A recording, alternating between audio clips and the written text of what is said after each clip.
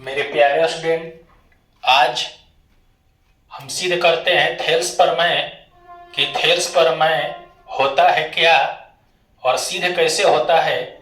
सबसे आसान भाषा में, सबसे सरल भाषा में थेल्स प्रमेय को सिद्ध करते हैं। आइए देखते हैं। पहले ये जानते हैं कि थेल्स प्रमेय होता है क्या। थेल्स प्रमेय, इसे एक और नाम से जाना जाता है आधारभूत समानुपातिकता प्रमेय के भी नाम से जाना जाता है। तो थेल्स प्रमेय कहता है कि यदि किसी त्रिभुज की एक भुजा के समानांतर अन्य दो भुजाओं को भिन्न भिन्न बिंदुओं पर प्रतिच्छेद करने वाली रेखा खींची जाए तो ये अन्य दो भुजाओं को एक ही अनुपात में विभाजित करती है। क्या कह रहा है, एक बार फिर से सुन लीजिए कि यदि किसी त्रिभुज की एक भुजा के समानांतर, कोई त्रिभुज है जिसका एक भुजा के समानांतर अन्य दो भुजाओं को भिन्न भिन्न बिंदुओं पर प्रतिच्छेद करने वाली रेखा खींची जाए तो ये अन्य दो भुजाओं को एक ही अनुपात में विभाजित करती है। देखिए कैसे सिद्ध होगा, सबसे आसान भाषा में सिद्ध करते हैं।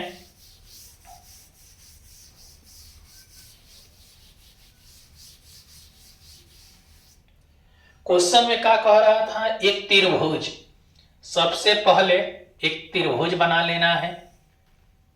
एक त्रिभुज, और इस त्रिभुज का नामकरण ए बी सी। अब एक भुजा के समानांतर, मेरे पास तीन भुजा है, कोई एक भुजा के समानांतर हमने बीसी के समानांतर एक रेखा खींचा, ये यहां पर प्रतिच्छेद किया है डी और ई पर। तब सिद्ध करके लाना है कि ये भाग बटा में ये भाग बराबर ये भाग बटा में ये भाग, यही समानुपाती सिद्ध करना है। तो सिद्ध करने से पहले लिखा जाता है गिवेन, यानी कि क्या दिया है कि ए बी सी एक त्रिभुज है जिसमें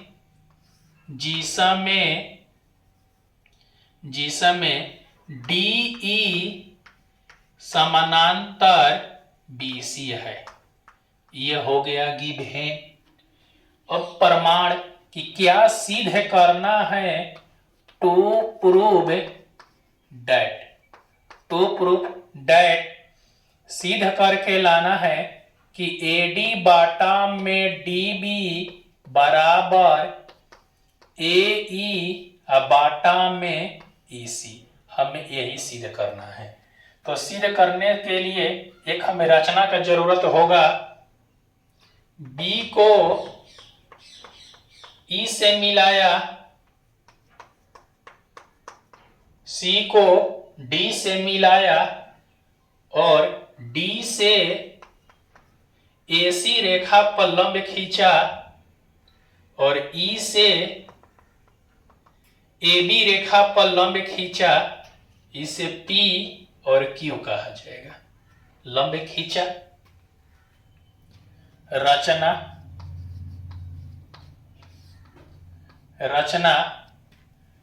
कि बी को ई से कोमा सी को डी से मिलाया तथा ईपी लंब एबी, ईपी जो है पूरा एबी पर लंब है, एवं डी क्यू लंब एसी खींचा। ये हो गया रचना। अब बारी आता है प्रूफ का। देखिए प्रूफ कैसे प्रूफ होगा। तो एक त्रिभुज दिख रहा है ए डी ई, त्रिभुज ए डी ई एवं त्रिभुज B D E, B D E में ए आर का मतलब होता है एरिया, एरिया ऑफ त्रिभुज A B D A D E, बाटा में एरिया ऑफ त्रिभुज बी डी ई। तो त्रिभुज का क्षेत्रफल 1/2 आधार जिस पर लंब होता है भुजा पर वे आधार कहलाती है। तो ए डी लंब के जगह पर ई पी, बाटा में इस त्रिभुज में देखिए आधार के 1/2 आधार के जगह पर डी बी और लंब ये पूरा रेखा पर ये लंब है ई पी। तो हम इस पॉइंट पर लंब ले चाहे इस पॉइंट पर चाहे यहाँ पर, ये पूरा रेखा पर ये लंब है। तो लंब के जगह पर ईपी 1/2 से 1/2 कटेगा, ईपी कटेगा। तो एरिया ऑफ त्रिभुज ए डी ई बाटा में एरिया ऑफ त्रिभुज B D E equal to A D बाटा में डी बी। ये समीकरण 1 हो जाएगा। इसी प्रकार से अब दूसरा भाग लाने के लिए प्रयास किया जाएगा। पहला भाग तो आ गया और दूसरा भाग।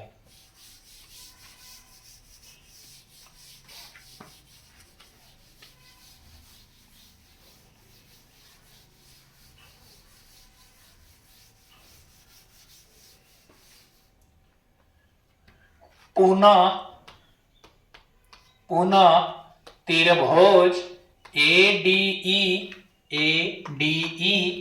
एवं त्रिभुज सी डी ई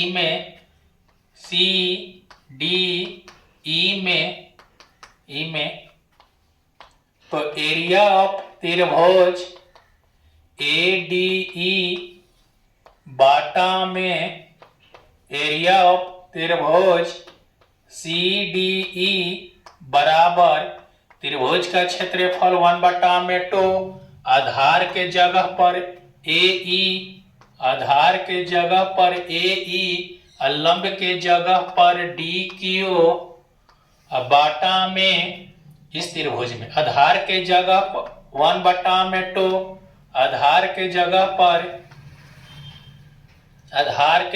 पर ई सी, लंब के जगह पर डी क्यू 1/2 से 1/2 कटेगा, डी क्यू कटेगा। तो एरिया ऑफ त्रिभुज ए डी ई बाटा में एरिया ऑफ त्रिभुज सी डी ई बराबर ए ई बाटा में ई सी। ये होगा समीकरण 2। देखिए भाई सिद्ध करने वाला में ये पार्ट लाना है और ये पार्ट, ये तो हमारा आ गया। लेकिन ये और ये दोनों बराबर नहीं है। ए डी ई और ए डी ई तो बराबर है, सी डी ई और ये बी डी ई बराबर नहीं है। अगर ये दोनों बराबर हो जाए तो हमारा सिद्ध हो जाएगा। तो इसके लिए एक छोटा सा कंसेप्ट को समझा जाए। ज्यामिति का नियम कहता है कि एक ही आधार और एक ही समानांतर रेखाओं के बीच बना हुआ दो त्रिभुजों का क्षेत्रफल आपस में बराबर होता है। तो एक त्रिभुज ये देखिए, एक त्रिभुज ये और एक त्रिभुज ये, दोनों का आधार जो है डी ई है और एक ही समानांतर रेखा के बीच स्थित है, इसलिए दोनों का क्षेत्रफल आपस में बराबर होगा। ये 9 क्लास का प्रमेय है, 9th क्लास में सिद्ध किया जा चुका है कि चूंकि त्रिभुज बी डी ई एवं त्रिभुज सी डी ई का एक ही आधार, एक ही आधार DE है और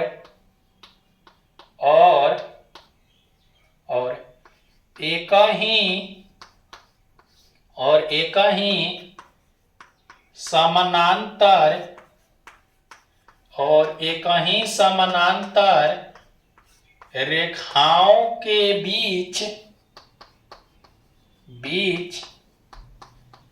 स्थित है।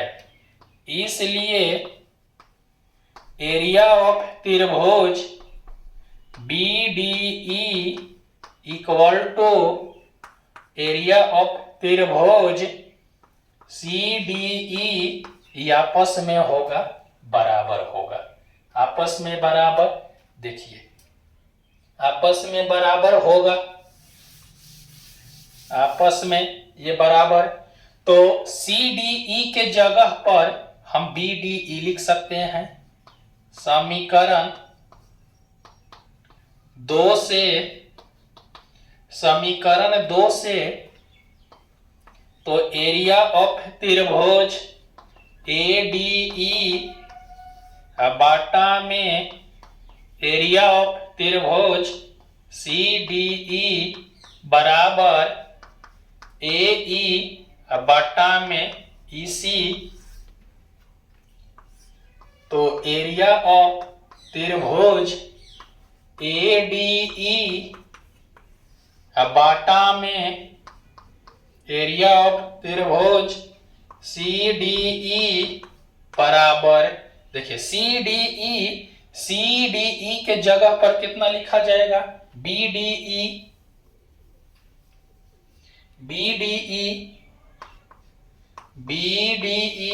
क्यों लिखा जाएगा?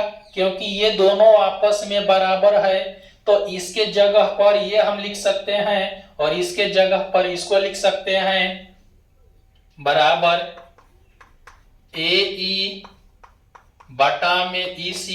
समीकरण 3। देखिए समीकरण 1 जो यहां पर लिखे थे पहले, समीकरण 1 और समीकरण 3 का बायां पक्ष बराबर हो गया, यानी कि LHS बराबर हो गया तो RHS भी बराबर होगा। LHS बराबर तो RHS भी बराबर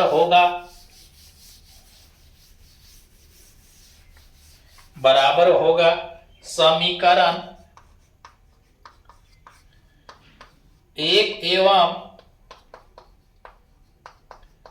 समीकरण 3 से, समीकरण 1 एवं समीकरण 3 से तो AD बाटा में DC